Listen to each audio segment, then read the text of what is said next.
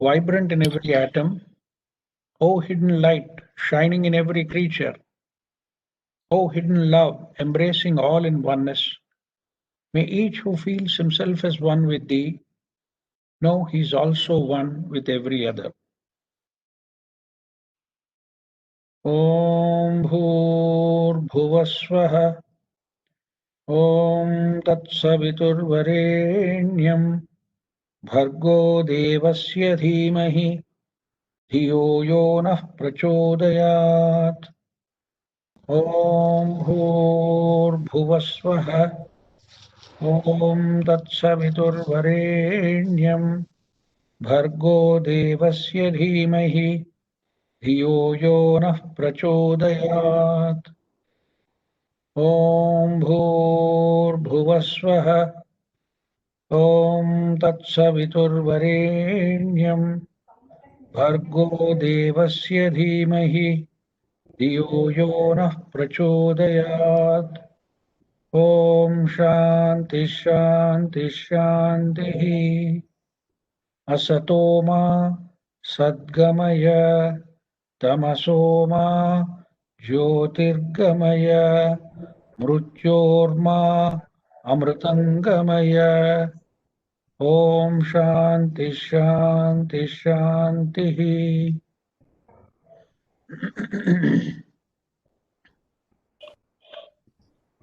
Yeah. Krishnapani, we are on Shloka 37. 37 we completed, I think. 37 we finished. 38, sorry. 38 we will, yeah, we will take it up at 38. Yeah. Yeah. Okay.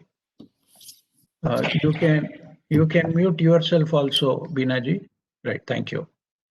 So there is no further disturbance. Krishnapani sir, I'll be away from the system. Yeah, no problem, no issues. No issues. I will make Beena ma'am the host. Yeah, we are both of us. You have made us the co-host. We will manage it. Thank you so much, Aniket. Yes, the recording is ongoing, sir. Yeah, recording is ongoing. You kindly mute your system and then you can look after your other activities. Okay, sir. Yeah. Thank you. Thank you so much. So let me share the content.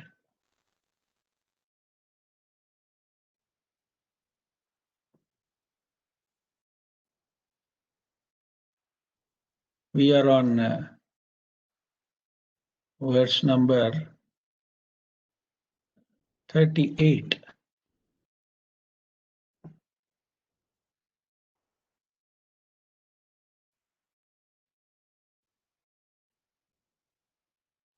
Yes.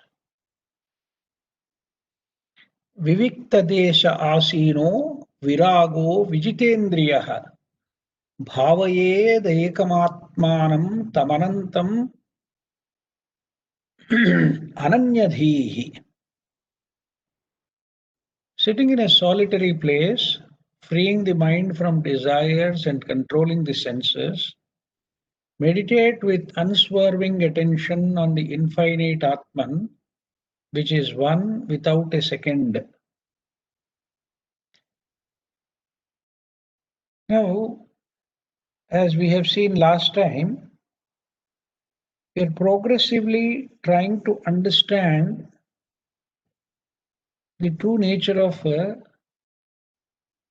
the Atman. Now, as was made very clear to us, the Atman is something which cannot be known in quotes, the word known in quotes, in the ordinary course of things through our senses and mind. Now, how is it that one can really come about or come to it? So some preliminary things are being indicated. Generally, we find that the mind is distracted even without anything. Even though there may not be anything actively going around us, still the mind is distracted. As it is mentioned, it is anywhere but here and at any time but now. That is the nature of the mind, because it is a product of evolution wherein the normal flow of consciousness is outward. Outward in the sense is dependent on the senses and the inputs that the senses provide to it, through which it creates its own identity and in one way crystallizes its own being to the elimination of anything other than it. In the sense, it is self-enclosing and self-limiting to the extent that it considers itself to be the entire thing that is there, in spite of the fact that it is very limited, partial, and fragmented. The senses are the windows for the mind. The senses, by their very nature, have a limitation. Each sense has a limitation. The eye cannot see everything. The ears cannot hear everything. The skin cannot sense everything. So every instrument or organ of sense has a limitation. And similarly, whatever it can see within the range of its sight also, it cannot see in a holistic manner, in an integrated manner. So it is very partial. And the mind which gets these inputs also has that limitation. And if it wants to know something or understand something or sense something through the senses and record the process, it can only do in a piecemeal manner, in a very fragmented manner. So that is the nature of the mind. And that is the, unfortunately or fortunately, that is the only instrument available to us. That is the only major instrument available to us. Now, in order to come to this, come to something beyond itself,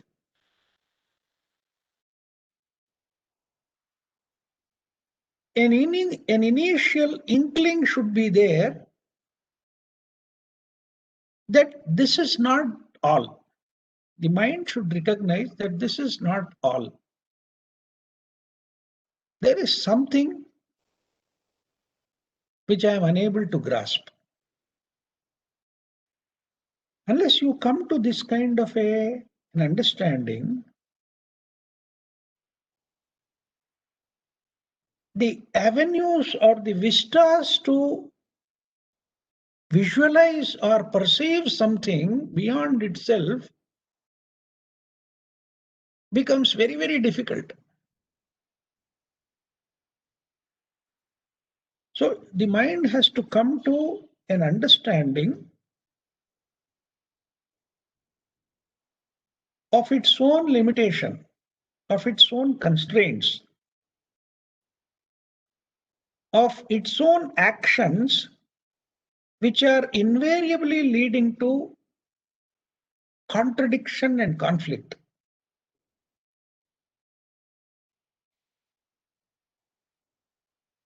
In order to come in contact with something that is vast and infinite,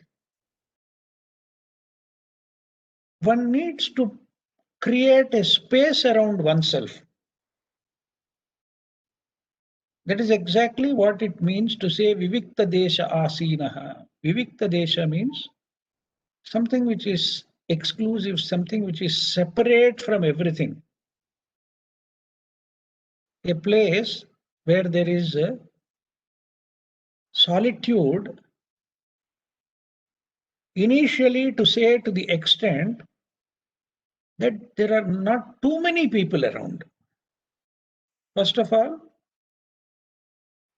let's try to see that we are trying to identify a place where there is not so much of a crowd, human crowd.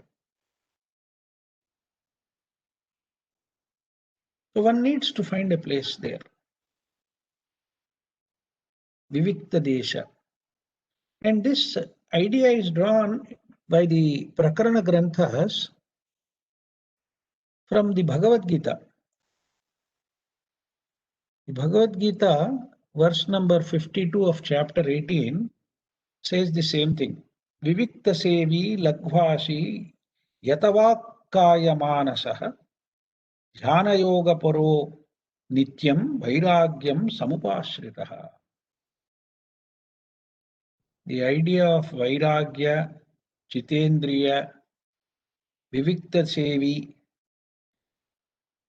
he says you need to cultivate an attitude of being with yourself.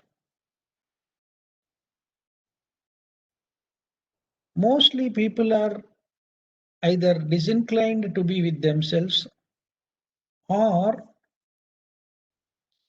in some cases they are even afraid of being alone, and would like to be indulging themselves in some activity or the other constantly.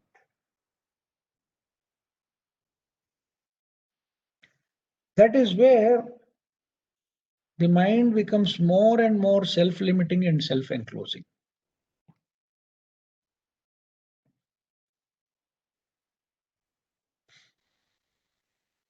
You know, when a program is conducted, especially of a nature where we are exploring the spirit and the mind and things like that, it is sometimes even referred to as a retreat. We are having a retreat in the School of Ancient Wisdom. Retreat means the same thing. You are withdrawing from your habitual and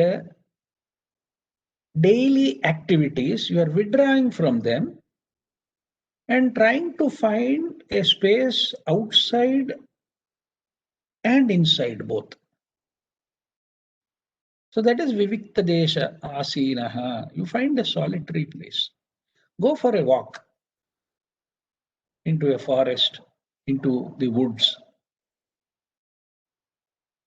where you don't find people around. Lot of natural beauty. This is the reason why a serious person who is attempting to know oneself prefers to go to a forest or a hilltop or a mountain top, or find a place along the coast of an ocean or on the banks of a river, in the forest, where he has that external space and also a, a seriousness to create an internal space. And the Bhagavad Gita goes on to say, Laghvashi, one who eats very little amount of food, very little amount of food, just to keep the body alive and active. And as everybody knows, excess of food consumption would immediately lead to laziness, lethargy, sleep, sloth, inability to think clearly. Medically also, they say that when you consume food, and especially when we consume excess food, all the blood in the body goes more towards the stomach and the intestines because it needs to take up activity, because there is a load which has come into the body which needs to be attended to through the process of digestion and all, and therefore the easiest way is to withdraw blood from the brain, only leaving small quantities, because head is at the upper level, and the normal direction of gravity is downward. So first thing what happens is the brain is drained of the blood which is required for its activity, and therefore one feels terribly sleepy, lethargic, and would like to lie down. So the reason for consuming very little quantity of food, and is it sufficient if I find a solitary place and if I only consume a small quantity of food? These are external things. These two are external.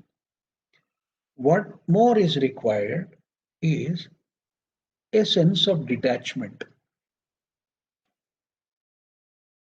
and a sense of exercising some restraint on one's own speech, body, senses, and so on, and the mind also. See, this restraint should not be imagined as though it is something to be imposed. It's a case of allowing them to become quiet on their own. The easiest thing would be not to talk too much, or there may not be any need to talk at all. And there may not be any need to move the body also excessively. You find a quiet place, and that's why asana. Asana means a seat, a comfortable seat. The Patanjali Yoga Sutras describes asanas in one sutra only. It actually, out of the total 196 sutras in the Patanjali Yoga Sutras, can you just hold on for a minute, please? Hello, నేను మీటింగ్లో ఉన్నాను, వెబినార్లో ఉన్న, తర్వాత connect అవుతా. Okay.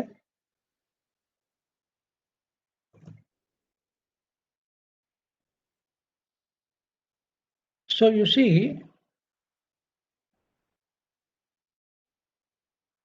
the need to minimize the activities of the speech, mind, and the body is something which is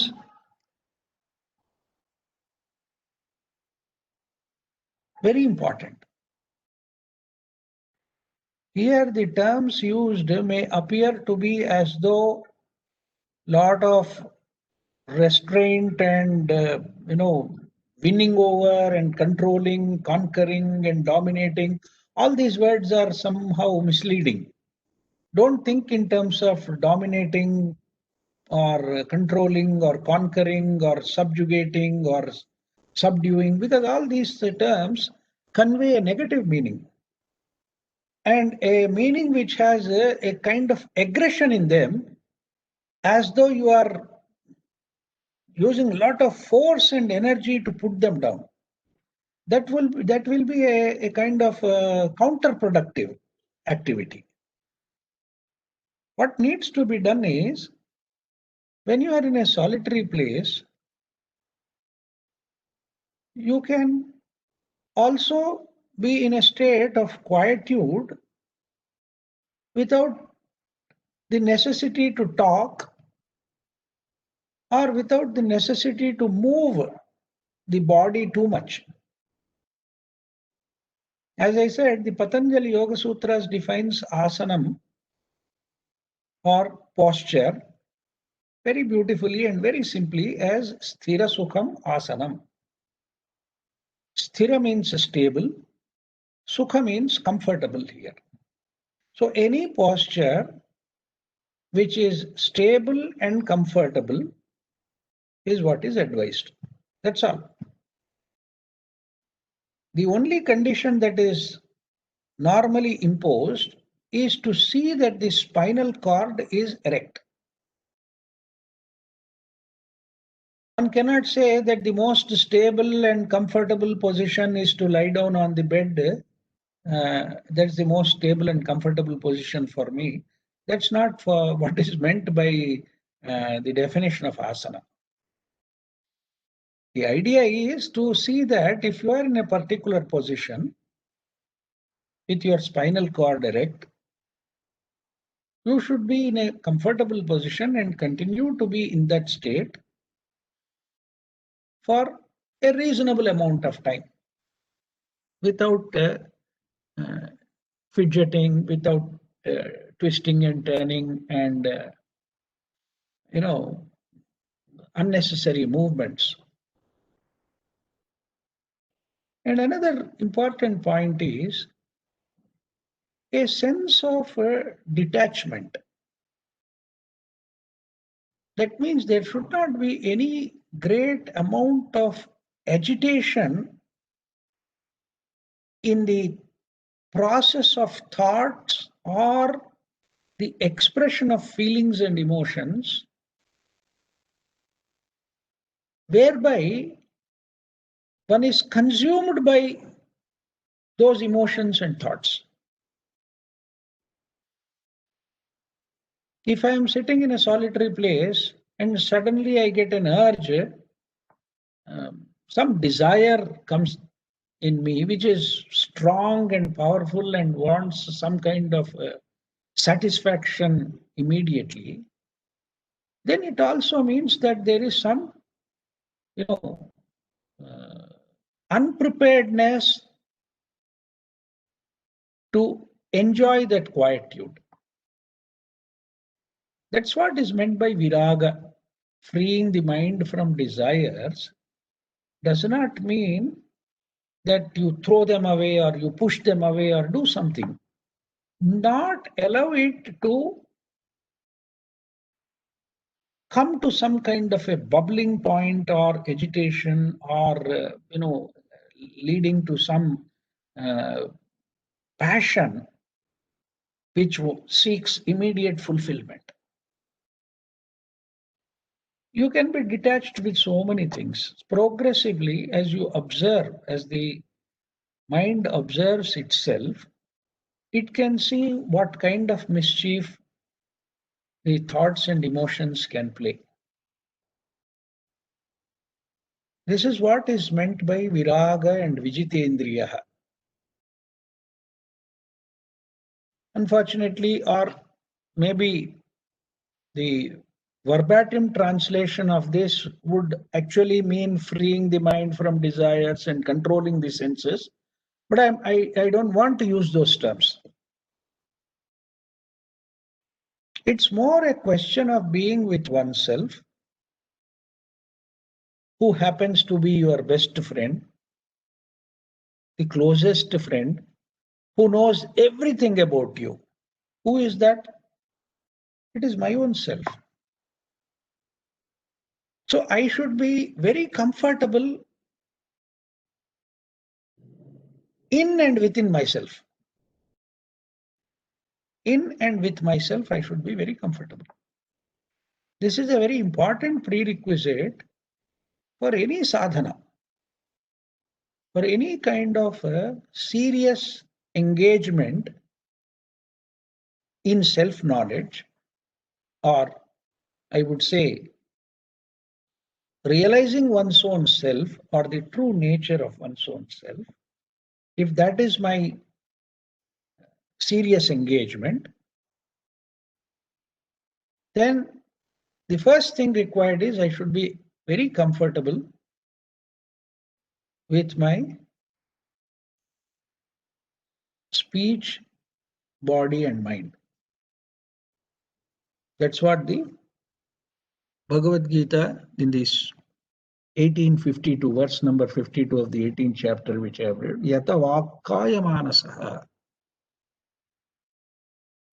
They are under your observation and they do not engage in unnecessary activity. Then what happens is you are in a conducive position to know or to come in contact with something which is all pervasive,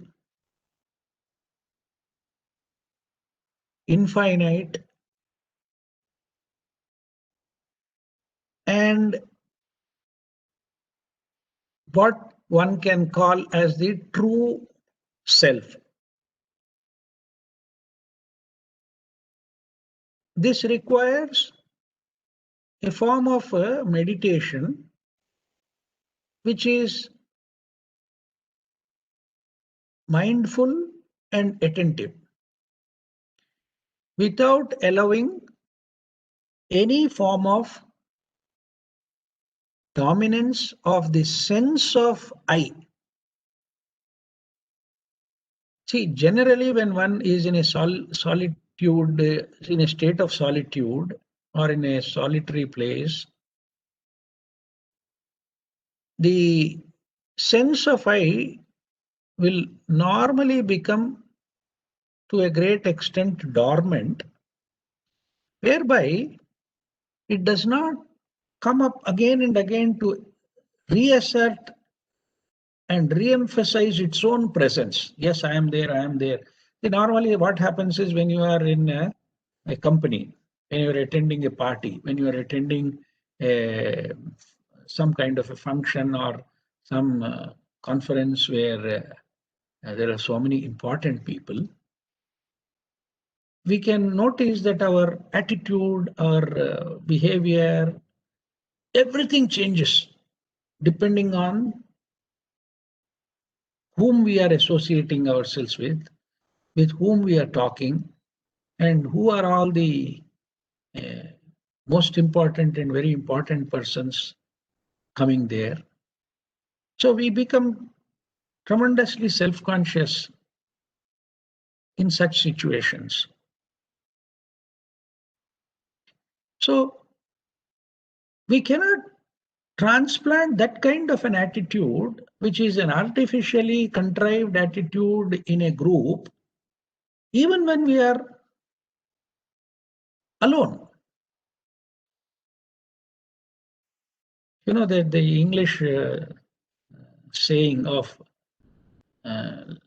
letting down the hair or letting loose the hair, and maybe for men it is peacefully sitting with one's vest or dhoti or in Bermudas or shorts or whatever you call. You feel relaxed, you feel happy, and you feel more comfortable also in such a position, isn't it? That kind of comfort is what is preferred in solitary, in solitude, so that you are more of your true self than the artificially contrived self, which is nothing but an accumulation of experiences, knowledge, and memory.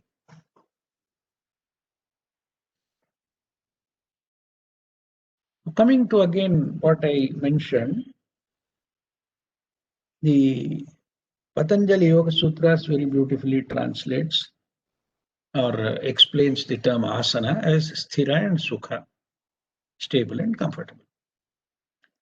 Similarly, when we are talking about ananyadhihi, or in a kind of unswerving attention, it needs what is called as an uninterrupted and continuous flow of consciousness, or what is called as a stream of consciousness,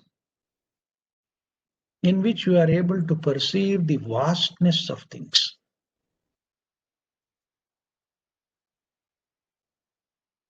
How frequently do we see the sky? How frequently and how much time do we normally spend looking at the sky? Very little time, isn't it? That's one. Staring into the sky is one good way of coming in contact with that vast expanse, the uniform, vast, infinite expanse, which is there in whichever direction you look at the sky, you find that dimension. So it is in that state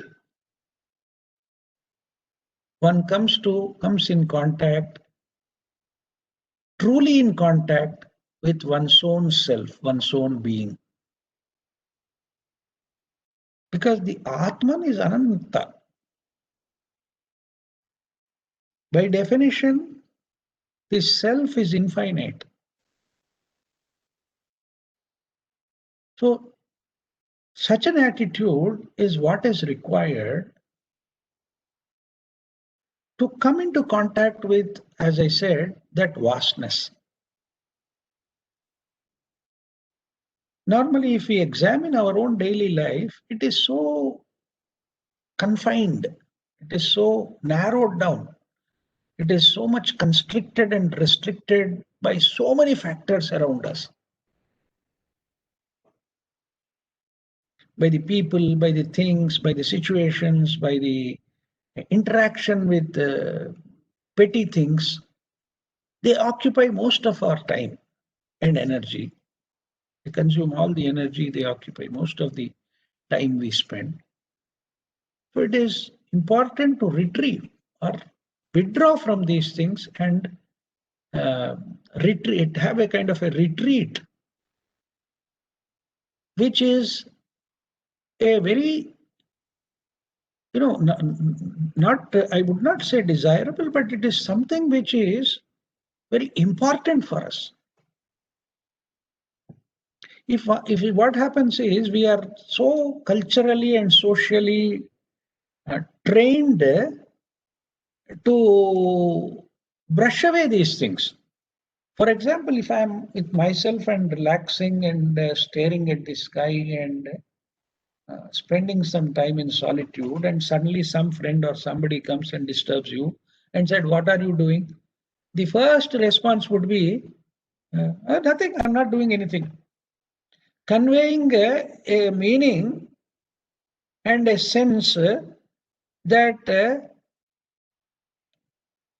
what I am doing is of no consequence or no importance at all. But it is actually the other way around.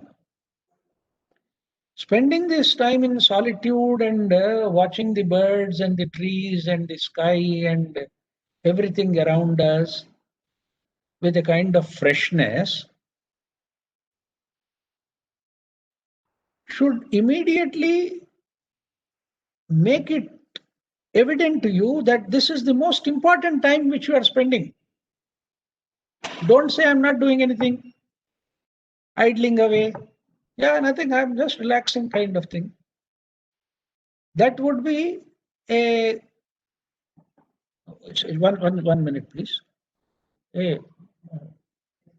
Phone చేస్తున్నాడు, లోపలికి వెళ్ళండి. లోపలికి వాళ్ళంతా group, Aditya వాళ్ళు వీళ్ళంతా ఉన్నారు. Okay, so one should be able to realize that one is spending the most important time of one's own being and spending that kind of quality time with oneself. And it is very important for me. I'm not talking about meditation or doing something or sitting with your eyes closed for 15-20 minutes and don't want anybody to disturb. That is an individual activity. But I'm saying something where there is absolutely no activity of the speech, the body, and the mind.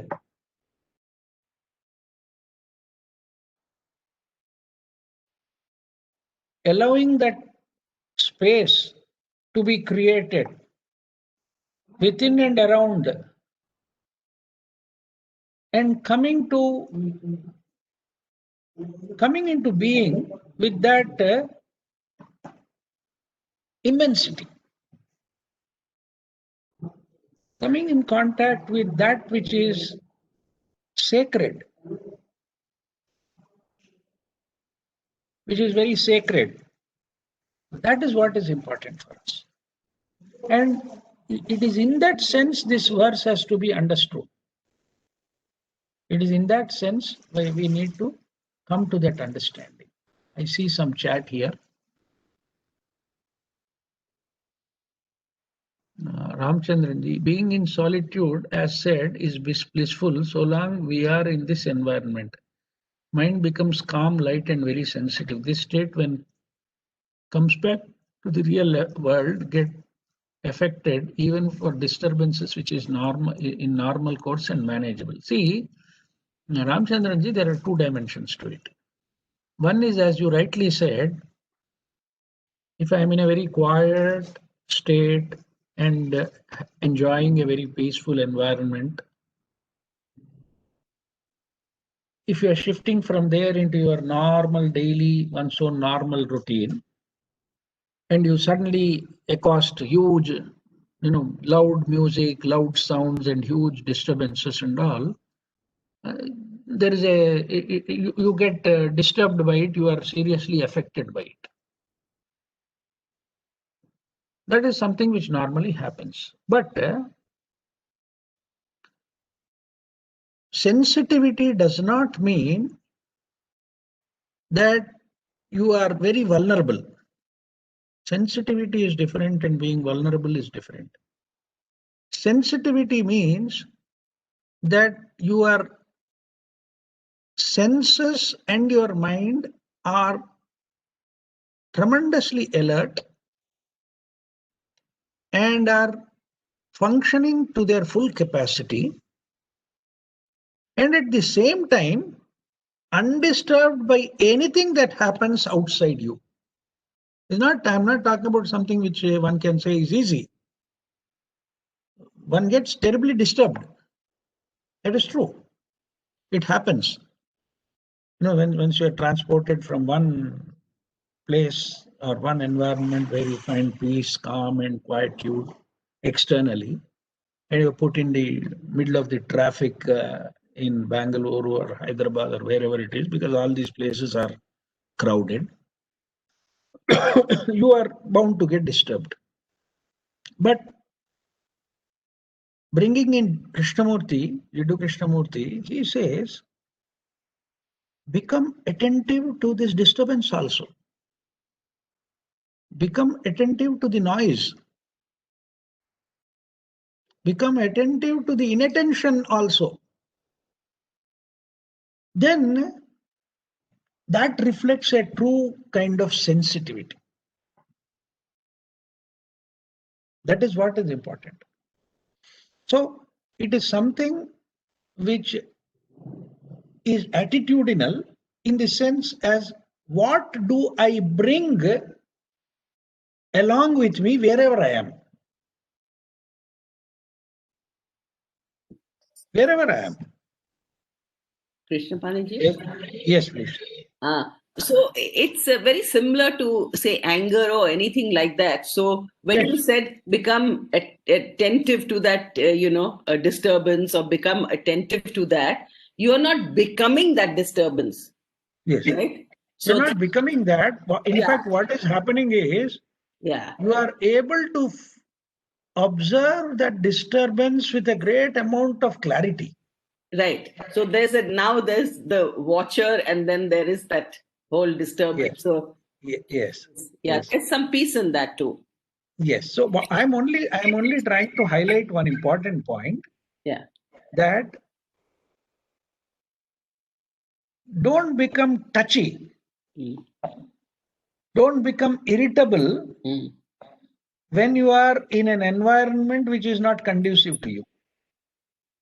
Mm. On the other hand, is it possible to bring an attitude which brings about that quietude wherever I am, in whichever condition I go to, whichever state of living I go to? Yeah.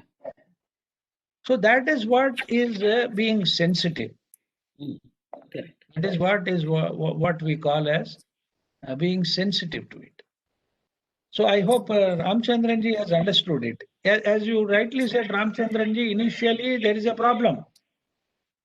One cannot stand loud sounds and loud disturbances or, things that are happening around which are creating disturbances externally. But the point to be understood is you can't really help.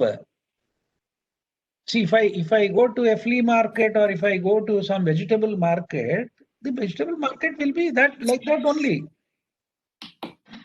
It will be lot of chaos. It will be lot of disturbance there. You can't really help. But sometimes you may have to go there and be there. You understand the point? Sarji, you know that I've been talking to you recently. Yes. What happens is that in an event, which is normal course, you would have taken as something normal. Yes. Then what happens is you take over responsibility and it comes to a grief, it comes to what you say, mental strain. Yes. That is what I felt, and you've been What you are saying is absolutely true, sir. But see, you are taking that responsibility is not the issue. The issue is how do you deal with the responsibility when things are not happening according to what you want to happen? Yeah, that is where we are not prepared. Yes, so you are not adequately prepared. Yes. To say that let whatever may happen, I'll not lose my composure or I'll not give undue importance to that. Yes. That is the reason why we need to slowly withdraw from responsibilities which are mundane in nature and not assume unnecessary responsibilities which are not mine. Yes. My children's responsibility is not my responsibility. Right? Yeah. All these things do happen. But when you say it is not my responsibility, it does not mean an attitude of indifference or let everything go to hell, I don't care kind of thing. I'm not talking about that. I'm trying to say that if it is causing disturbance, if it is causing great amount of distraction, then there is something wrong with me. I'm not finding fault with anything outside me. There seems to be something wrong with me only. But that means I am unable to cope with this situation. Yes. That is where one needs to address this issue. Yes. See, there is that very beautiful poem, a kind of prayer, which is attributed to a poet called Reinhold Niebuhr. This is I am sure all of you might have heard the versions and different versions of which says, God grant me the serenity to accept the things I cannot change. Yes. And the courage to change the things I can, and the wisdom to know the difference between the two. True. So I do not know first of all, my discrimination faculty of Viveka is so muddled up that I don't know whether what I am looking at is something which I can change or cannot change or needs action or no action from my side. And therefore, with that muddled mindset, I get involved in things which I am not supposed to get involved. And I withdraw from things which I am supposed to engage in. So this is the Viveka or Aviveka, as they say. The Aviveka is the factor which is playing this mischief. The mind doesn't know what to discriminate, what to accept, what not to accept. Yes. So therefore, this confusion is bound to happen, sir. You see, for everybody, nobody is an exception to this. We are all sailing in the same boat. Please do not think that if I am talking like this, I have crossed over and all that thing. Nothing has happened. I may be worse than many of you. And the proof of it is you come and talk to my wife and son, they will tell you about me. See, the fact of the matter is that, see, sometimes they keep smiling at me or having a muffled laugh. Even now, my wife is laughing at me, thinking that this fellow talks so nicely when it comes to these webinars. And in practical life, I ask something, he shouts at me. So, you see, this is something which is ongoing. But becoming attentive to the inattention is what is more important. Every time. Even the great sages and saints and the masters of the wisdom have said that we have failed 1,000,000 times. Failing 1,000,000 times is not the issue here. The issue is, are you able to see that? Are you able to see that that you have failed, that you are unable to act in accordance with that discrimination? That's what is important. Yes, Sarji. So that it is bound to happen, sir. But don't give too much of importance to it. Don't get too much disturbed by it. Let's take things in our stride. See, that is precisely the very profound meaning of what Jiddu Krishnamurti said when he said, "Do you want to know my secret?" It seems way back in 1978 or 79, there were about 2,000 people attending a talk in California. And suddenly Krishnaji says, "Do you want to know my secret?" So among the 2,000, definitely about 300-400 might have been having a nice nap or, dozing off. All of them suddenly woke up when this man is saying that I will reveal my secret. Then everybody got up and became attentive. And Jiddu Krishnamurti simply said, "I don't mind whatever happens to me." Look at the profundity of that statement.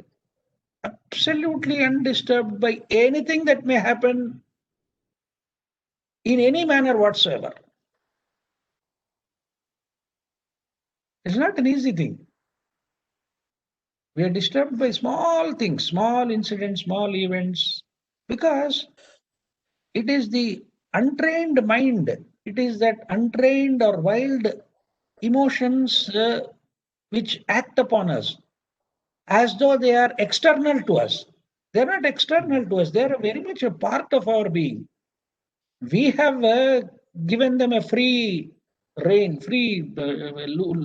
a kind of unleashing which we have done, and they pounce upon us. They all pounce upon me back. That's what happens. This is an ongoing thing, sir. This is an ongoing thing. Nobody is an exception to it. But as in athletics, they say, it's not the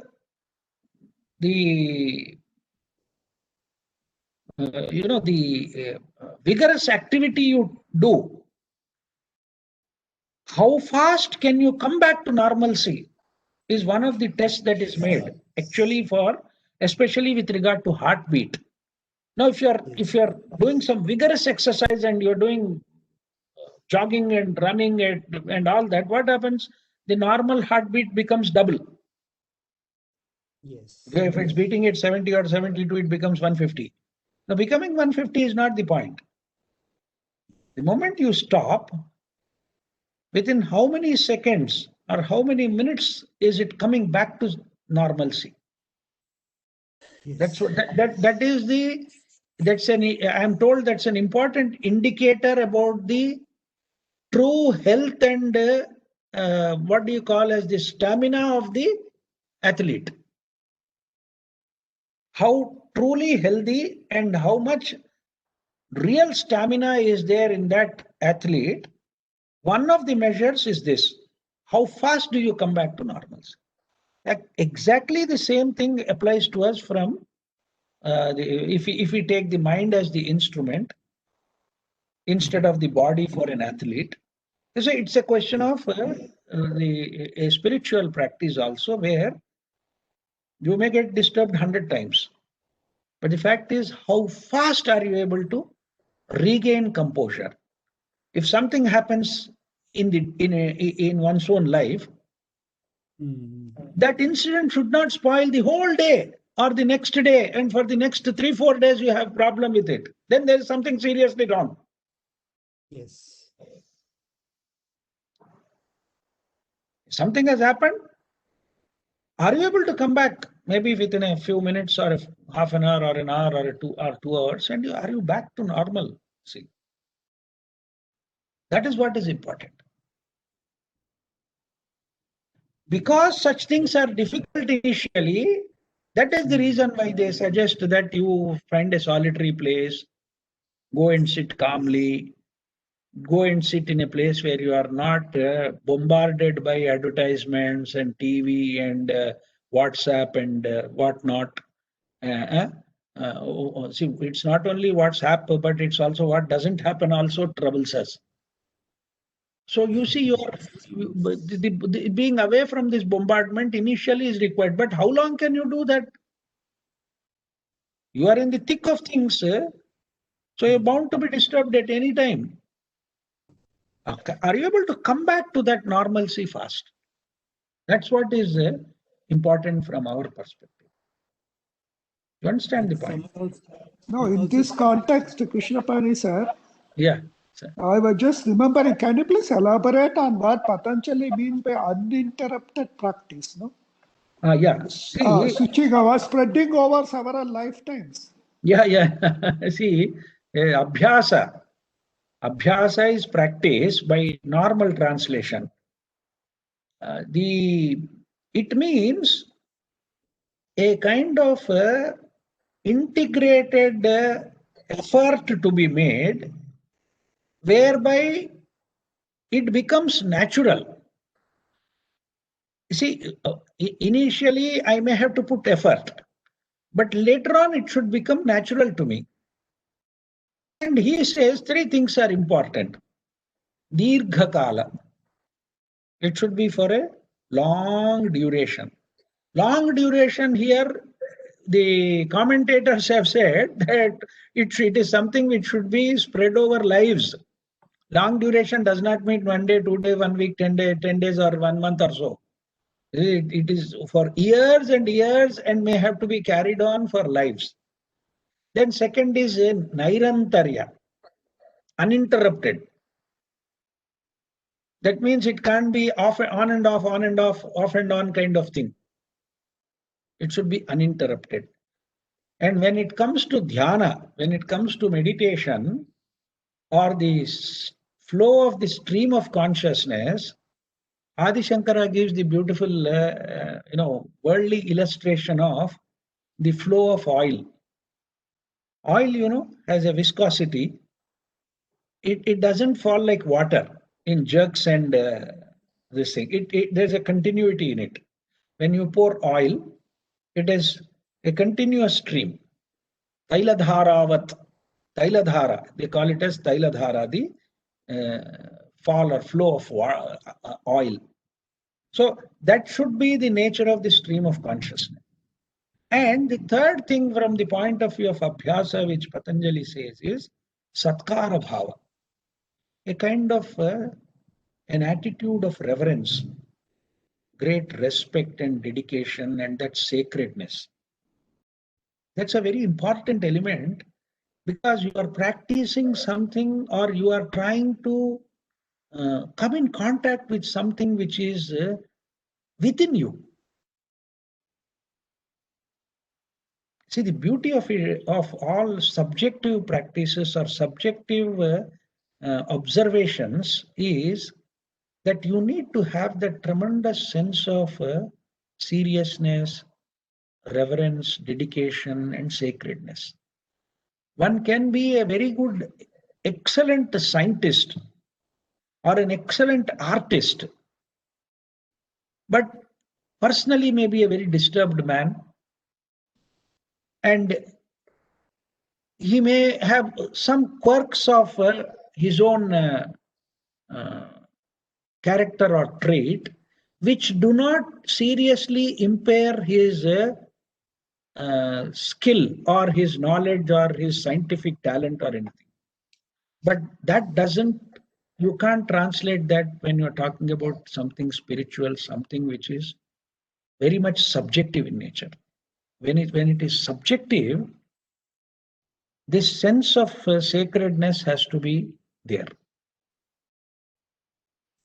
That means, essentially, if I am trying to examine myself and observe myself and what is normally called as swadhyaya or self-knowledge,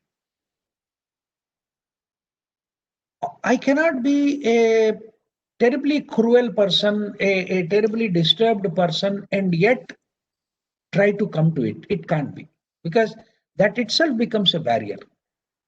Things which are not barriers in the external world would be serious impediments when we are examining the internal or the inner world of oneself. So that is the third point which he brings about and says, Satu dirghakala nairantarya satkara sevitaha drudabhumihi. Then only you will be firmly established in abhyasa, which means that henceforth that state of being becomes effortless for you. You need not put any further effort. That is the preliminary inner preparation that is required. Antarangika samsiddhata. An internal preparation is what is required there. That's what abhyasa gives you. It's a preliminary preparation only. Then only you will come to it. Okay. I see some chat here again. Umeshji.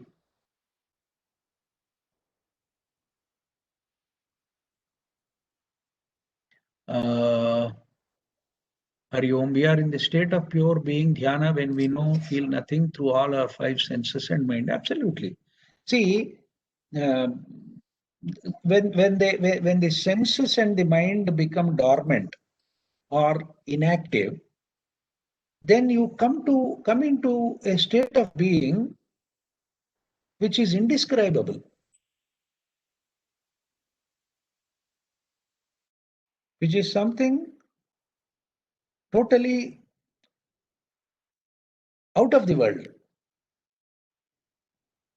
Even if they are inactive, they need not be completely eliminated, and it's not possible to eliminate them completely. Even if they are inactive, even if you don't allow them to be very active, or they are dormant in their own state, which is normally in the yoga shastra called as pratyahara, which the Bhagavad Gita also talks about, the limbs of a tortoise as it withdraws into it, and therefore they say you withdraw the senses into the mind and the mind into one's own being. So that's an important thing, in the sense that this is not something theoretical we are talking about, and we are not talking about something which is unattainable. Through millennia, there have been persons like us who are testimony to the fact that this is something which happens, which can be brought about.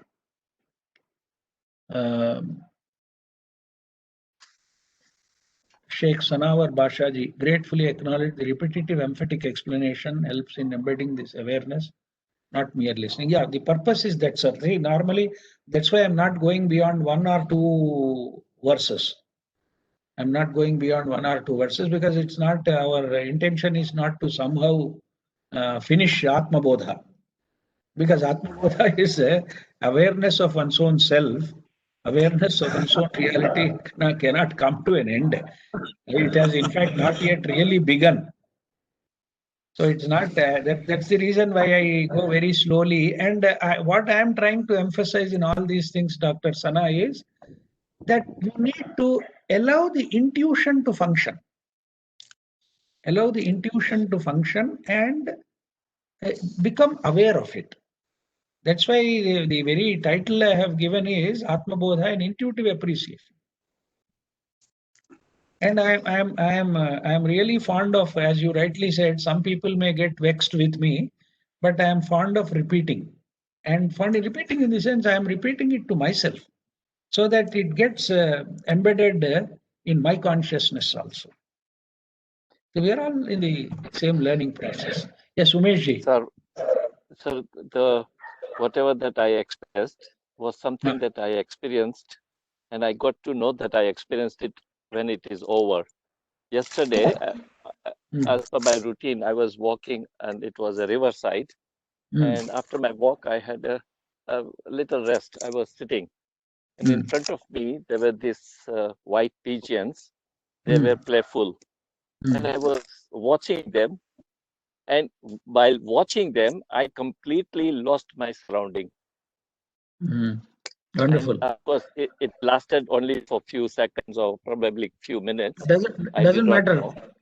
Yeah. But I really did not know whether I am in which area, which location, what condition that I am.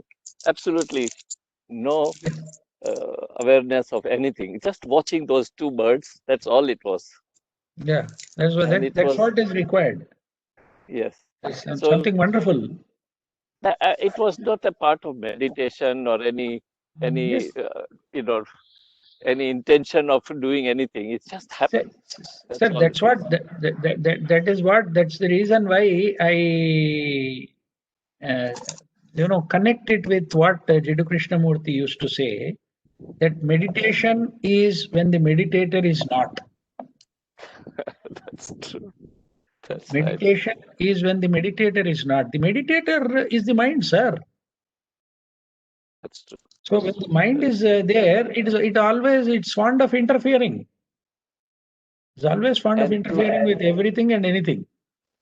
And to end the whole thing, when I came back, I was still enjoying that little trip of 2 minutes. And I came back and I was reading my some papers or some. I'm actually still studying Atma Bodha. Tattva Bodha. And that I picked up a link on YouTube, and it spoke about Lao Tse, the Zen master, who it seems got enlightened just by watching a leaf falling from the tree. Yes. There was nothing else happening. But at that moment, in that few seconds, he just watched the leaf falling, and it took a couple of seconds, and he had completely engrossed in that moment of leaf falling, watching the leaf is falling. That's all. He didn't know anything about it. So you actually, it doesn't take time. You are for in a timeless state. It doesn't take time to open a channel or open our consciousness to something which is infinite. But what I'm amazed is that what I experienced yesterday, and I happened to read about it again when I returned. Yeah, and that is that's very important. No, so that is what is said. You get connected to the universal consciousness, and you will come into contact with only such aspects which reveal a different dimension of what you have experienced. Absolutely, it's like message being conveyed by higher consciousness. Yes, you are connected to that universal consciousness. That's what is important. So I thought I'll share with you. No, wonderful, wonderful. It's very important for all of us, and because see, it is these experiences which really matter. Krishnapani, sir. Yes, sir. I am Krishnamurthy speaking. Yeah, yes, sir. Tell me, sir. I heard what yes, Mr. Umesh said about that one. Mm. I also sometimes happen. One thing I had, and that experience should happen when your mind is free. When you are walking, when you are sitting, when you are sleeping, if your mind is thinking or this emotions is there, you can't get that experience. Yeah, If you want to absolutely. get that experience, only you must mind must be free at any time. Absolutely, you are Then right, only sir. it happens. You are that is right, my- absolutely right. And I'm just trying to tell you one more thing also. See, Tell me, sir. don't try to capture it again and again. Yes. See, it is again, if you want that same experience again, it is the mind which is playing the game with you now. So it is important to be open to it and let it come whenever it comes. Let it come in whatever form it comes, whenever it comes. Yes. Yes, that is it. You should not make effort again to regain Yes. that one. That Correct. I understood. Okay. Next time you may have a new experience of a totally different kind. Yes, sir. Yes, that one. Yeah. Very much. Thank you, Krishnamurthy ji. Thank you. So coming back to our this thing, I see some chat again. One minute.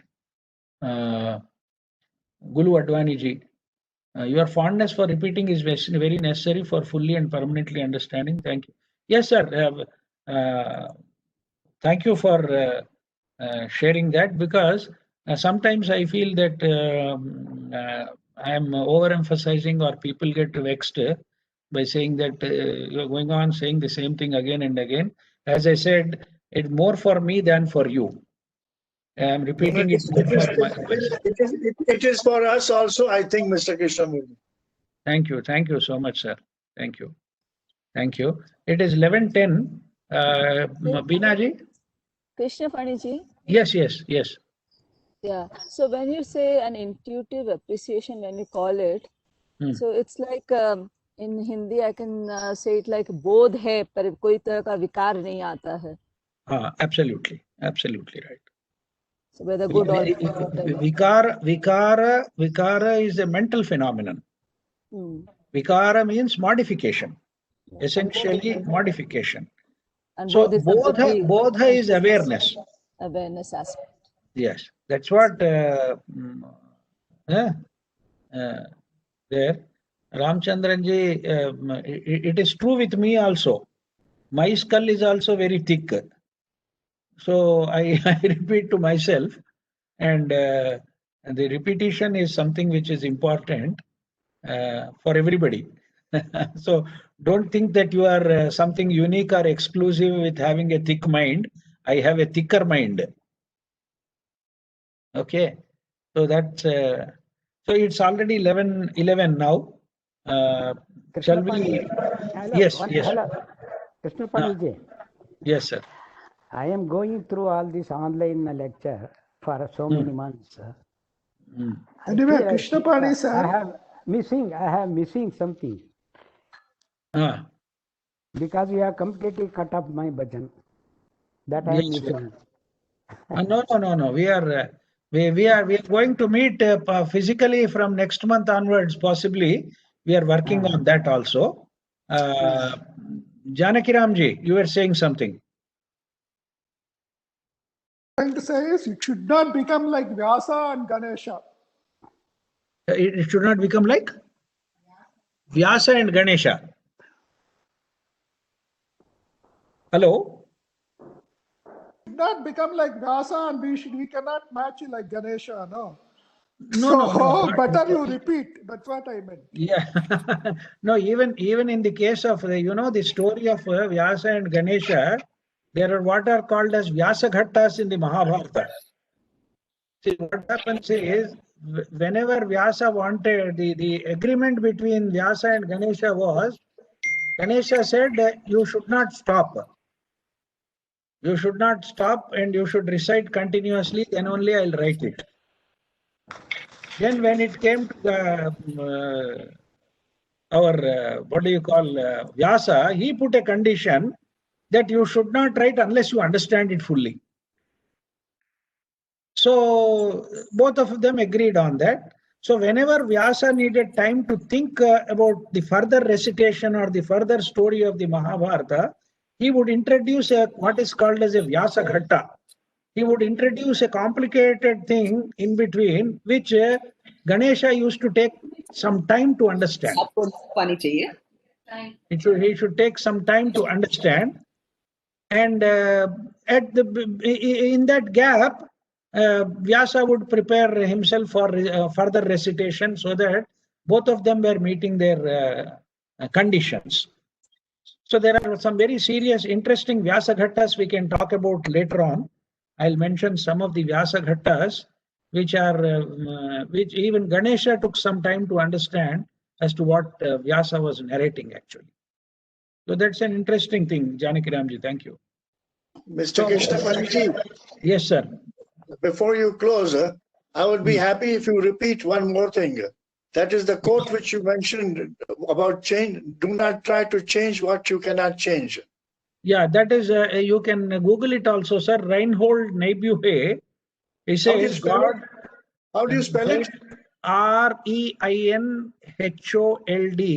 Reinhold Niebuhr. N-E-I-B-U-H-E. Niebuhr, N-E-I-B-U-H-E. I think is a German poet, to whom is attributed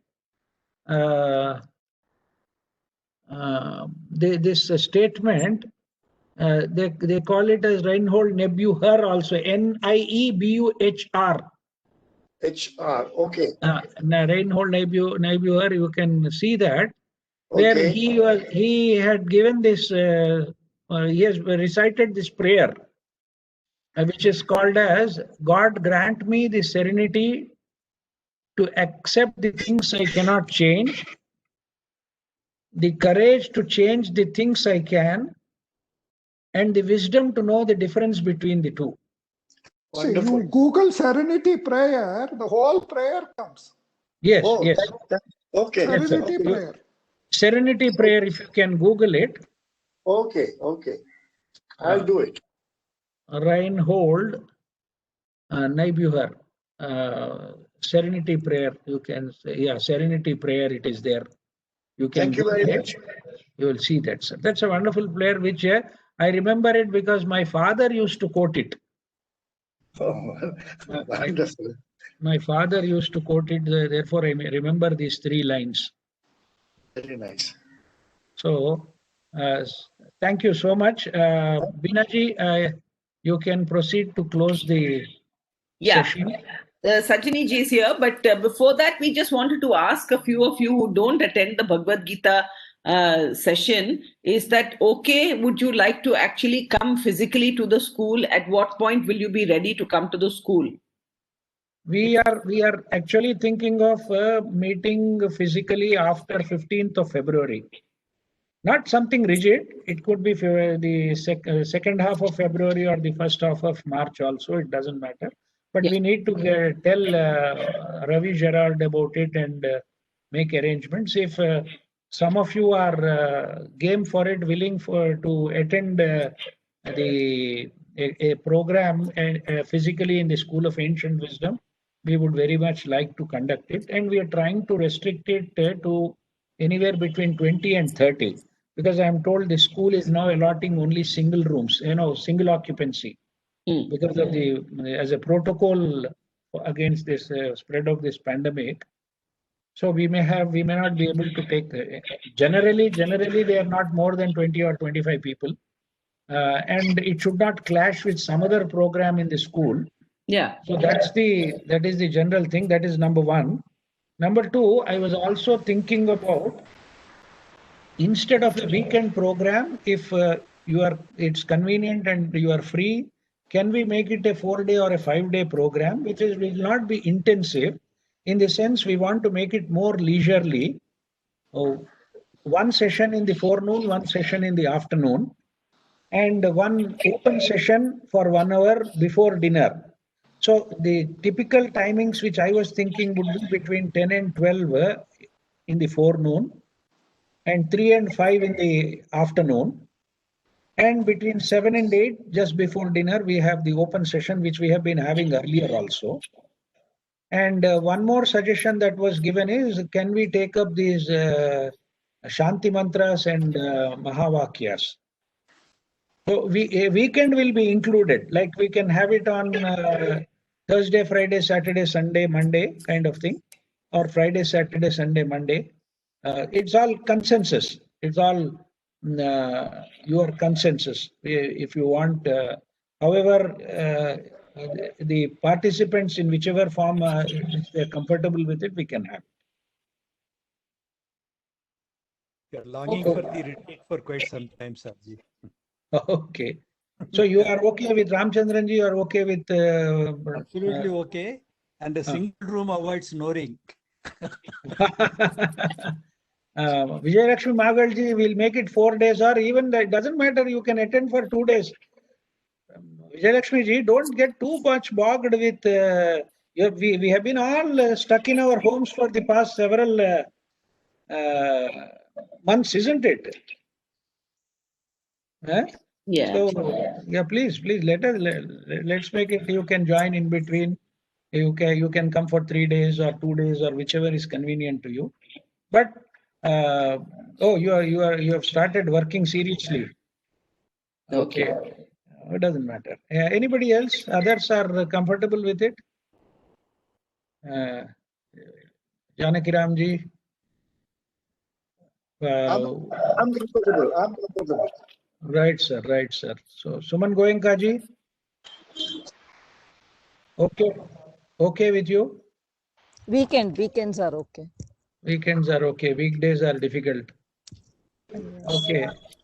No, we'll try to adjust it. Meena Nirula ji. Okay, sir. Okay. Prema ji should be okay.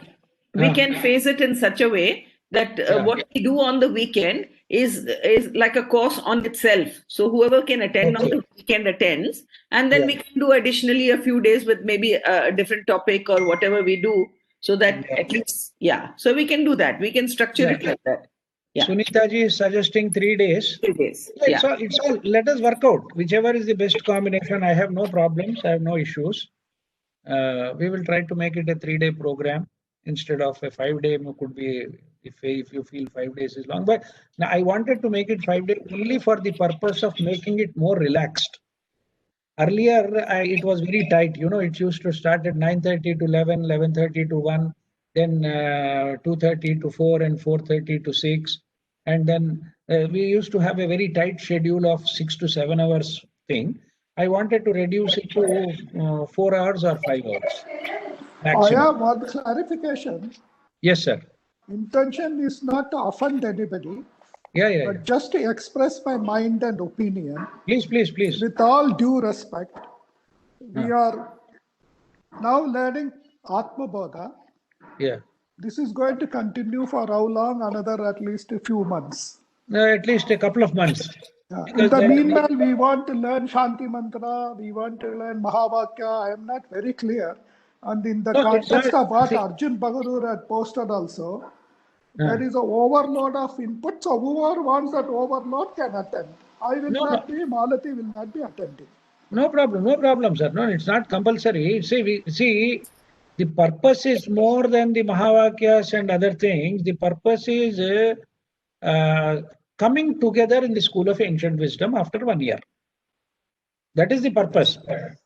That is the purpose. Other than that, as I said, the Mahavakyas or the Shanti Mantras are only, it's only a pretext.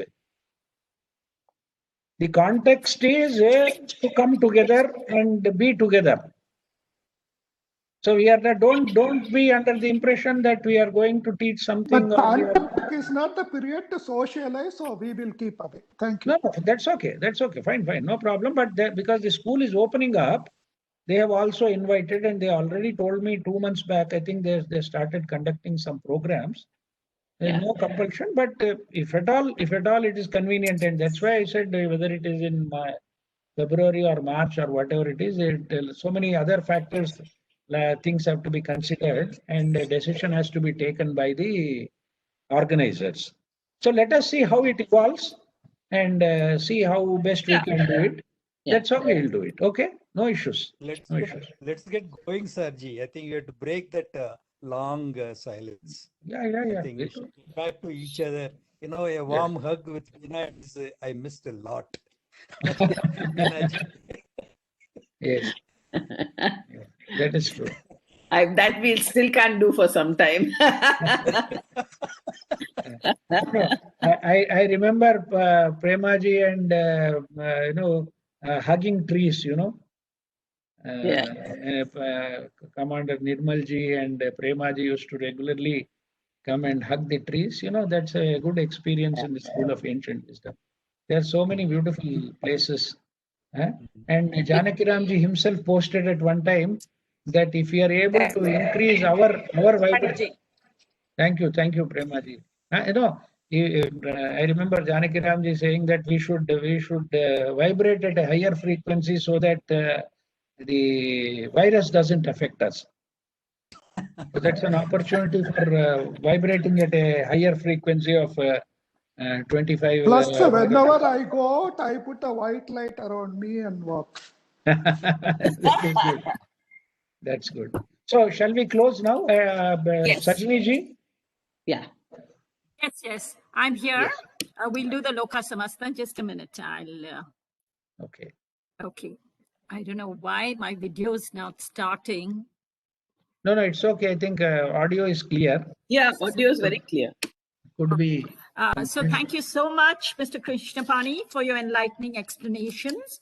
And it's good that you're thinking of coming back to the School of Ancient Wisdom, because there, as you spoke about silence earlier, one can go through not only, we can really go through the Manana and Nididhyasana also. And Right. as everyone was speaking about repetition, I think repetition is a must, because all of us are quite, involved in so many things that we tend to forget everything. So it would be nice if we could meet. However, as Mr. Janaki Ram says, one has to look at the situation and how safe it is, because most people are senior citizens over here. So one can wait and watch. But it would be good to get back together, not to socialize, but to really get into that kind of mood that we haven't had for a year. So let us now do our Loka Samasta and reach out to all the people all over the globe who need so much of love, peace, good health. So, Loka Samasta Sukhino Bhavantu. Loka Samasta Sukhino Bhavantu. Loka Samasta Sukhino Bhavantu. Om Shanti Shanti Shanti. Hari Om. Shri Guru Bhyo Namaha. Hari Om. Shri Krishna Arpanamastu. Thank you, everyone. And we look forward to seeing you. Our next program is on Wednesday. That is the Fundamentals of Vedanta, which is being done by Dr. Timapa Hegde and his team. We had one session, and the second one is on Wednesday between 7 and 8. That will be by Mr. Ulhas, and he's talking about Karma Yoga. So do join, because it's so relevant. This is the group that really likes these subjects. We look forward to you joining on Wednesday, 7 o'clock. All the others are posted on the website, on our WhatsApp. So kindly do come for all our programs. Until such time we are online, do join us. And then hopefully gradually we will have all these programs at the school. So thank you once again, Mr. Krishnapani ji, and thank you everyone for being with us. Look forward to seeing you on Wednesday.